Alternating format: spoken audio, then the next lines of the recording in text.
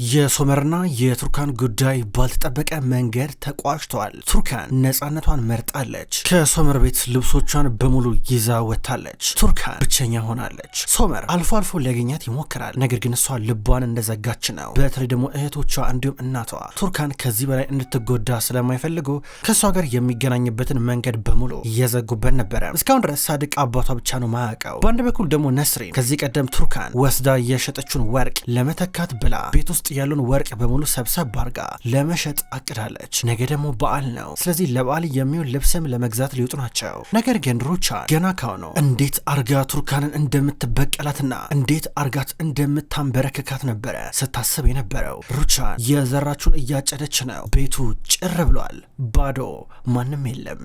ባሏም ቢሆን ለ30 ዓመት አብሯት ሲጣላት እንደዚህ አምርሮ ከቤት ሊወጣ እንኳን አስቦ አልነበረም፣ አስቦም አያውቅም። ነገር ግን ዛሬ ጨክኖ ባት ሄደ። በጣም ተናዳለች። ስለዚህ እንዴት ቱርካንን እንደምትበቀላት ስታስብ ነበረ። ከዛ ለፋቴ ልትደውልልን ነው። ፋቴ ለየት ያለ ሀሳብ አቅርቦላን ነበረ። ፋቴ በሌላ በኩል በቀጥታ ወደ እህቱ ቤት እየመጣ ነው። በሩን አንኳኳ። ሲያንኳኳ ውስጥ ማንም እንደሌለ ሲያረጋግጥ ቀስ ብሎ በሩን ከፍቶት ገባ።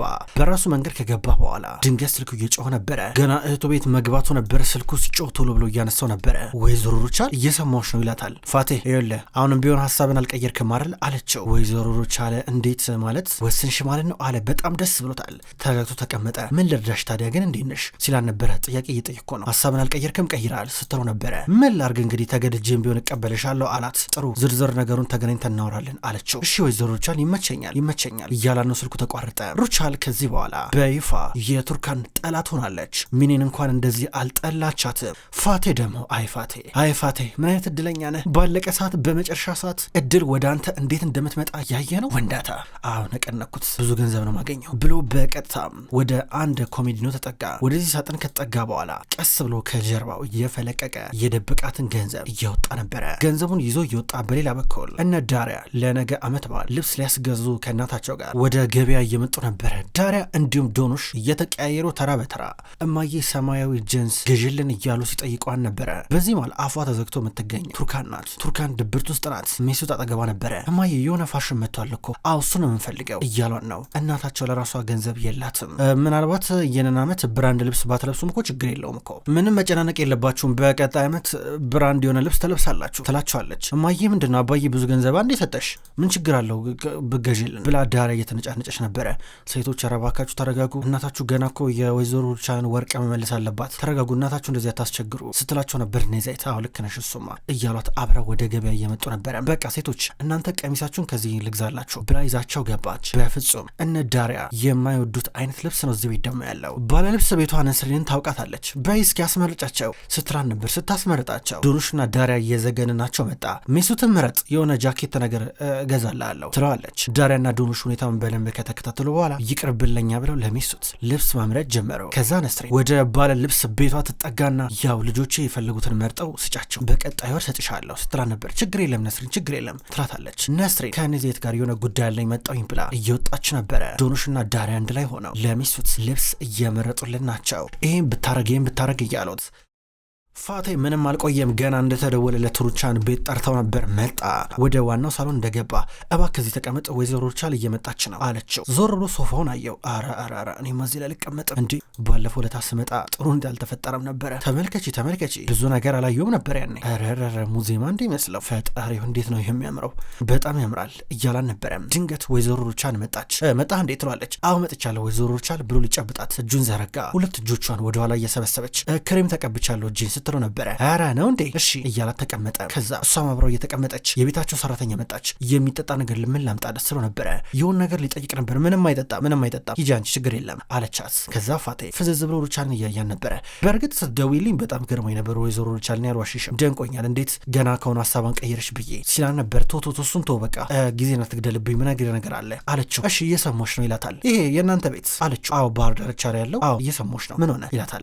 እሱ ቤትን በተመለከተ ቪላው ገንዘቧን በተመለከተ ቆይ ውርስ ነው አይደለ አለችው። አዎ ከአባዬ የመጣ ውርስ ነው ብሎ መለሰላት። ቆይ 3 ናችሁ እንዴ ብላ ጠየቀችው። አዎ 3 ነን፣ እኔ ወንድሜ እህቴ አንድ ላይ ነን አላት። ስለዚህ ውርሱ ለ3 ነው የሚካፈለው ማለት ነው አለችው። እንደዛ እንደማለት ነው። በእርግጥ እህቴ ለወንድሜ ድርሻዋን ሰጥተዋለች፣ ግን ይሄ በይፋ አይደለም፣ ውሸት ነው አላለ። ያው እኔ ጣልቃ እንዳልገባ ምናምን ነገር እንጂ በይፋ ምንም የሚታወቅ ነገር የለም፣ ውሸት ነው አላት። ጥሩ ስለዚህ አንተ 3ኛ ሆነ መብት ይገባል ማለት ነው አለችው። በእርግጠኝነት አዎ ብሎ ይመለስላታል። በጥንቃቄ ሰማኝ ይኸውልህ ምን ታረጋለህ መሰለህ፣ አንተ ክስ ትመሰርታለህ። የምትመሰረተው ክስ ይገባኛል ብለህ ነው፣ ያው የሚገባህን ገንዘብ ለማግኘት ማለት ነው። ከዛ የኔ ጠበቃ ይረዳል፣ ሁሉንም ነገር ያግዛል፣ ቤቱ ይሸጣል ማለት ነው። ከዛ ቤቱን እኔ ገዛዋለሁ ማለት ነው አለች። እንደዚህ ስትል ፋቴ ትንሽ ደንገጥ አለ። ያው እኔ እኮ ቅድም ያልኩሽ እኮ የኔን ድርሻ ግዥኝ እኮ ነው እንጂ ቤቱን እንደገዥ እኮ አይደለም። ወይዘሮ ቻል ትንሽ አልፈጠንሽም አልቸኮልሽም አላት።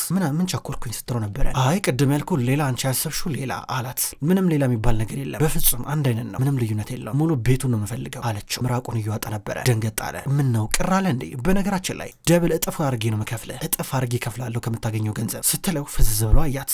ብቻ አንተ በስምህ ክሱን ጀምር አለችው። አሃ ነው እንዴ?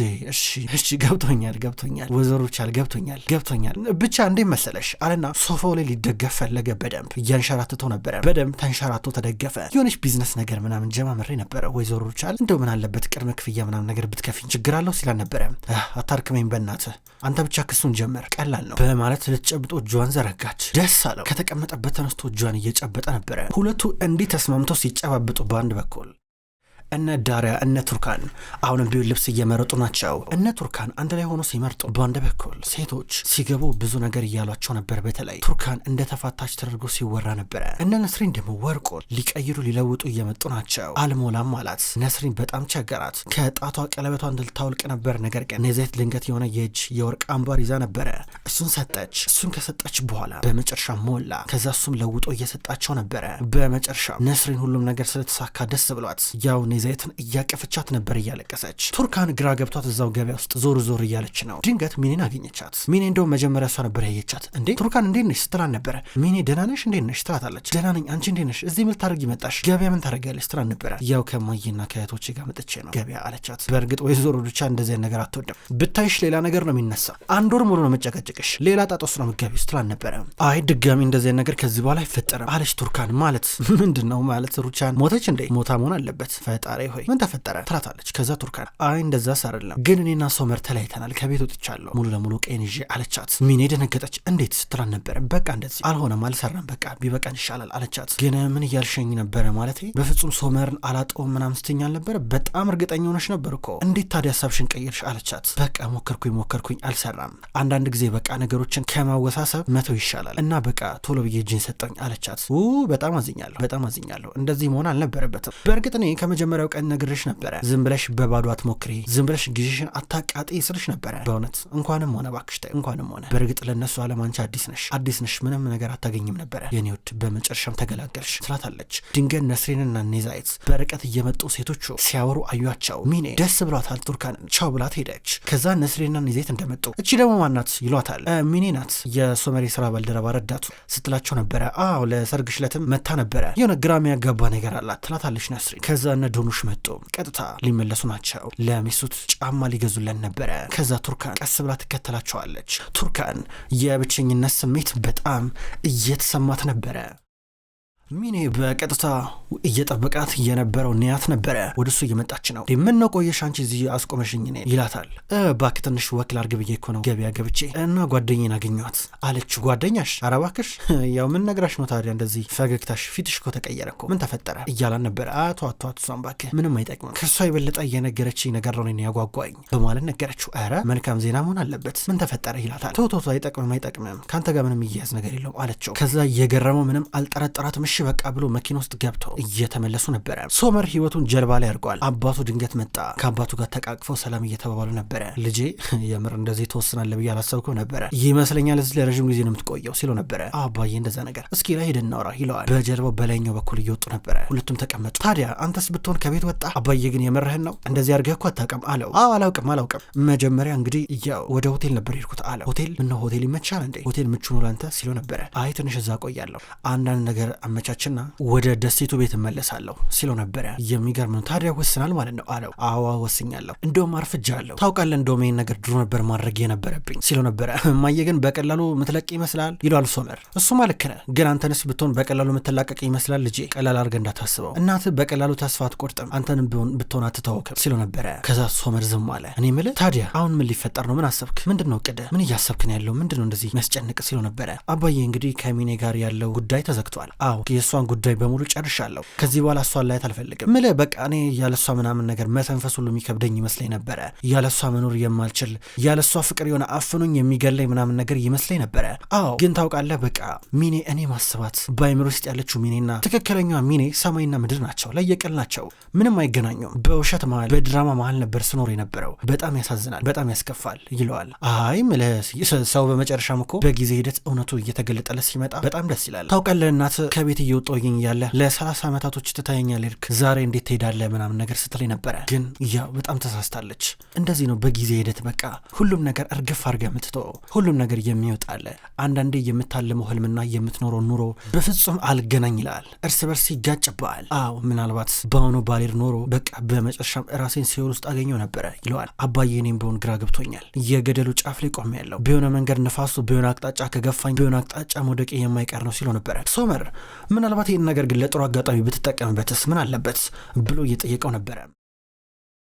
በሌላ በኩል ቱርካን ከቤተሰቧ ጋር ማታ ቁጭ ብላ ራት እየበላች ነው። ነስሪን ፈጣሪ ሆይ ኧረ ምግቡ ምንም አይጣፍጥ ማለት በላላለኝ እኮ ይላታል። ምንድነው ዶክተሩ ያለውን ነገር አልሰማህም? ምንም ነገር መብዛት የለብኝም ብላ ችግር የለም መድኃኒት ትወስዳለህ፣ ከዛ የምትወደው ምግብ ሰራላለሁ ትሏለች። ቱርካን ምግቧ ልበላልሽ ብሏታል። ግራ ገብቷት አንገቷን አቀርቅራ ቀረች። ከዛ ሳድቅ ልጄ ምን ሆነሽ ነው ብሎ ይጠይቃን ነው። ምንም አልሆንኩኝም አባዬ ትሏለች። ከዛ ምን አልጣፈጥሽም እንዴ ብላ ነስሪን ጠይቃታለች። ኧረ እማዬ ጣፍጦኛል ብላ ቶሎ እየበላች ነበረ።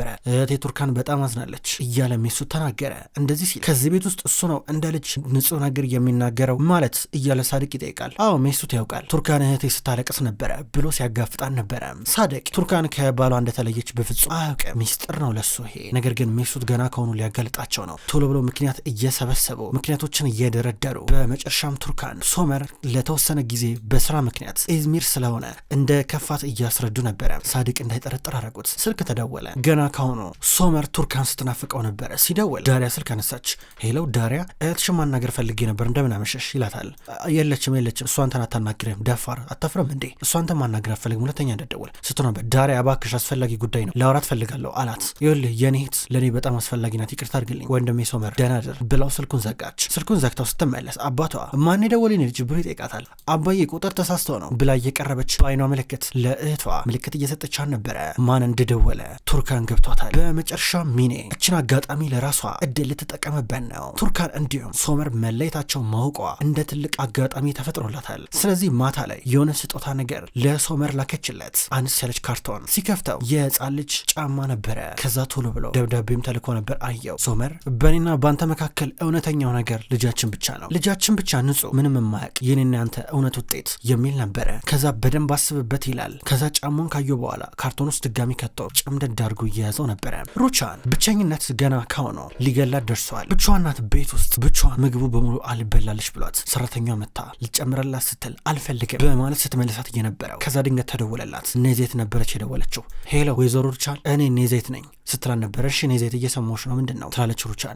ያው ወርቁን በተመለከተ አስፈላጊው በሙሉ ወርቆች አሟልተናል እና ልንሰጥሽ ተዘጋጅተን ስትላን ነበረ። እኔ ስለ ወርቁ ግድ የለኝም ትላለች ሩቻል። የእውነት ታዲያ ነስሪን ለምንድን ነው እንደዛ ተናግረሻት ልቧን የሰበርሽው ስትላን ነበረ። እኔ ስለ ወርቁ አይደለም ያስጨነቀኝ ስለ ክብራችን ነው ስለ ስማችን ነው። ስማችን የጠፋው ወርቅ ምንም ነገር ነው በገንዘብ ይገኛል ስትላን ነበረ። ፈጣሪ ሆይ ጀመረሽ ጥሩ። ለማንኛውም ከባል በኋላ ይልሽኛ አንቺ እዳ እንዲኖርብን አንፈልግም። ከዛ ከባል በኋላ መተን ወርቁን እንሰጥሻለን ይመችሻል አለቻት። ጥሩ እሺ ብላ ወዲያው ጆሮዋ ላይ ስልኩን ዘጋቸው። ሶመር አልቻለም። ቀጥታ ወደ ቤት መጣ። ወደ ቤት መጥቶ መኪናውን አቆመ። ግራ ገባው። በሩን ሊያንኳኳ አልና ሰዓቱን ሲያየው ሰዓቱ ሄደዋል። ዝም ብሎ ቆሞ ማሰብ ጀመረ። ከዛ ቱርካን መስኮቱ ጋር ተጠግታ ተቀምጣ አያት። ሲያት ደነገጠ። ትኩር ብሎ እያያት እሷም ድንገት ነበረ ዞር ስትል አየችው። ስታየው ደነገጠ። ሶመር ለምን መጣ? ለምንድነውንም ልቤን የምታደመው? አሁንም ቢሆን ለምንድነው የምታሰቃየኝ? እንደሆነ እኔ ወደ አንተ ስቀርብ ሁል ጊዜ ትሸሸኛለህ፣ ሁል ጊዜ እንዳሰቃየኝ ነው እያለች ለራሷ እየጠየቀችው። ሶመርም ቢሆን መጥቻለሁ እወድሻለሁ፣ አንቺ ብቻ ነሽ በስተቴና በውሸቴ መሃል ንጹህ ሴት እያለ ከራሱ ጋር እያወራ ወዲያው ነበረ መስኮቱን እየሸፈነችው የነበረው። ግራ ገብቷት ተቀምጣ እያለቀሰች ማሰብ ጀመረች። ክብሯን ተመልካቾች እንኳን ወደ ቅመም ስቶሪ የዩቲዩብ ቻናል በሰላም መጣችሁ። ክብሯን ተመልካቾች የወፍ ጎጆ ድራማ ከተጀመረ ብዙ ክፍሎች ተቆጠሩ። ውድ ተመልካቾች የወፍ ጎጆ ድራማ አሁንም ቢሆን ይቀጥላል። ሁልጊዜም ቢሆን ዘውትር እየመጣችሁ የምትከታተሉ በላይካችሁ በኮሜንታችሁ የምታግዙኝ የዘውትር ተመልካቾች በጣም አድርጌ ለማመስገን እወዳለሁ። ውድ ተመልካቾች በቀጣይ በአዳዲስ ክፍሎች ድጋሚ የምንገናኝ ይሆናል። እስከዛው ድረስ ግን በያላችሁበት መልካም ቆይታ ይሁን።